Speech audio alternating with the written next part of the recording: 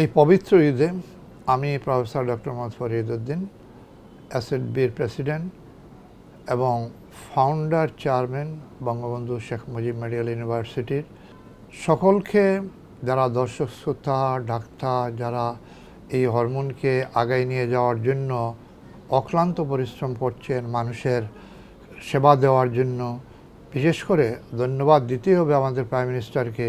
কারণ উনি হচ্ছেন প্রথম বাংলাদেশের ডায়াবেটিসের গ্লোবাল অ্যাম্বাসেডর। এটা আমরা গর্বিত যে আমাদের প্রাইম মিনিস্টার হচ্ছেন এই ডায়াবেটিসের গ্লোবাল অ্যাম্বাসেডর।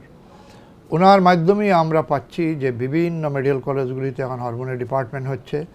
এমনকি নতুন যে উদ্যোগ নিয়েছেন উনি, যে উপজেলায়ও আমাদের টাইপ 1 বাচ্চারা যারা ইনসুলিন ছাড়া বাঁচবে না, তাদেরকে বিনামূল্যে ইনসুলিন দেওয়ার জন্য একটা যুগান্তকারী উনি পদক্ষেপ নিয়েছেন। এই জন্য আমার পক্ষ থেকে, এসএডবির প্রেসিডেন্ট হিসেবে আমার পক্ষ থেকে এবং এন্ডোক্রাইনোলজিস্টদের মানে টিচারদের টিচার হিসাবে আমি ওনাকে ধন্যবাদ জানাচ্ছি, কৃতজ্ঞতা জানাচ্ছি এবং উনি যে উদ্যোগটা নিয়েছেন এটা যেন আগায়। এবং এই প্রোগ্রামগুলির জন্য আমি ডক্টর শিবির, যারা আয়োজক, যারা এটাকে আগায় নিয়ে যাচ্ছেন, এই দেশের হেলথ সেক্টরকে সাধারণ মানুষের কাছে নিয়ে যাচ্ছেন, প্রতিটা অ্যাওয়ারনেস প্রোগ্রামে নিবেদিত প্রাণেরা, এদেরকে আমি ধন্যবাদ জানাচ্ছি।